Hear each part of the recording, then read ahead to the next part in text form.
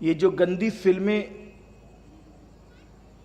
بہت زیادہ عام کی جا رہی ہیں، اس کو دیکھنے کی وجہ سے بہت سارے چھوٹی عمر کے بچے ان ساری بلاؤں اور وباؤں کے اندر گرفتار ہو رہے ہیں، بلکہ لوگوں کو معاذ اللہ زنا سے زیادہ آسان یہ کام لگتا ہے۔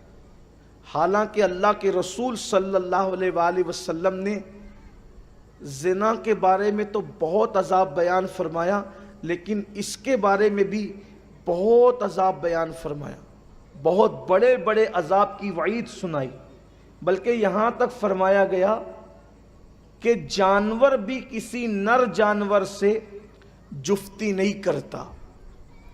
یعنی مرد جانور، سمجھانے کے لیے نر مطلب مرد جانور سے تعلقات قائم نہیں کرتا، جنسی تعلقات قائم نہیں کرتا۔ وہ مرد جانور وہ مادہ سے ہی اپنی خواہش پوری کرے گا۔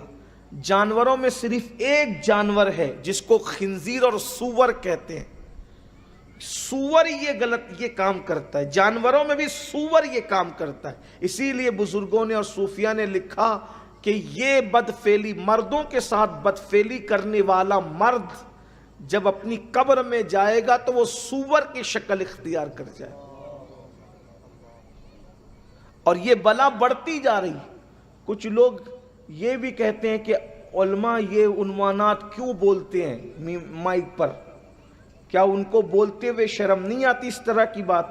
میں کہتا ہوں کہ جس قوم کو یہ گندے جرائم کرتے ہوئے شرم نہ آتی ہو تو اس وقت تو علماء پر فرض ہو جاتا ہے کہ ایسی بے شرم قوم کو شرم دلانے کے لیے اس گناہ کے عذاب کو کھول کھول کر بیان کیا جائے۔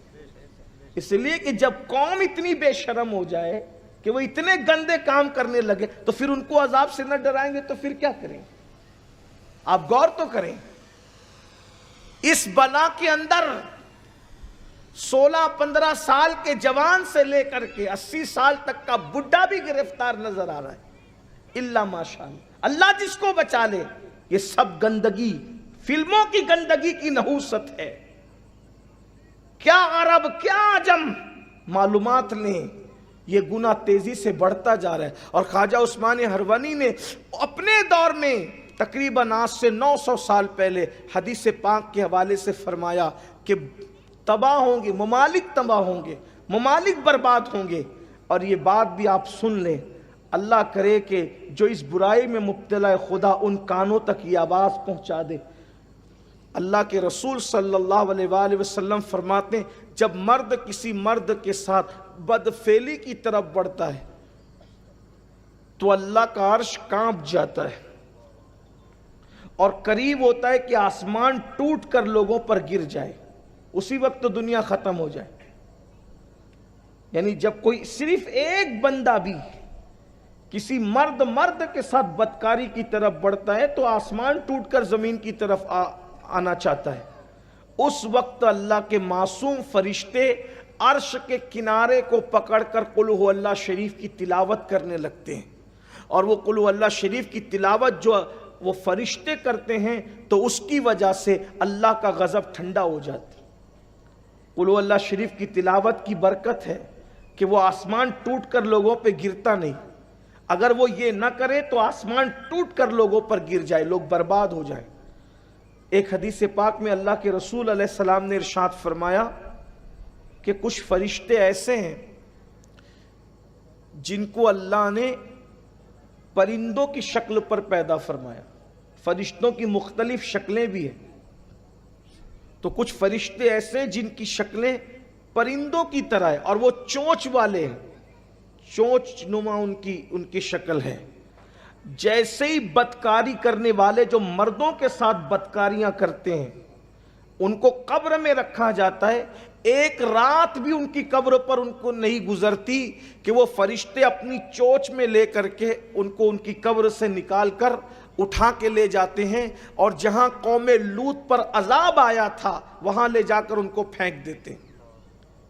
کرناٹک میں مرے، مہاراشٹر میں مرے، آندھرا میں مرے، کدھر بھی مرے، عرب میں مرے، عجم میں مرے، اگر وہ مردوں کے ساتھ غلط کام کرتا تھا، بدفعلی کرتا تھا، اپنی خواہشات کی تکمیل کرتا تھا، تو وہ ایک رات بھی اپنی قبر میں نہیں رہے گا، اس کو اٹھا کر قوم لوط سے ملا دیا جائے جہاں ہر دم لعنت برس رہی، اور وہ قیامت کے دن انہی کے ساتھ اٹھے گا، انہی کے ساتھ اس کا حشر بھی ہوگا۔ اللہ کی بارگاہ میں توبہ کریں وہ نوجوان، وہ لوگ جو اس بلا میں گرفتار ہیں۔ ایک وضاحت یہ بھی کی جائے کہ لوگ سمجھتے کہ وہ جو آخری درجہ بدکاری کا ہے نا مردوں کے ساتھ، وہی بدکاری ہے، بلکہ بزرگوں نے بہت وضاحت سے اپنی کتابوں میں لکھا کہ جو صرف مصافحہ اور معانقہ بھی گندی نیت سے کرتے ہیں وہ بھی انہی لوگوں میں سے۔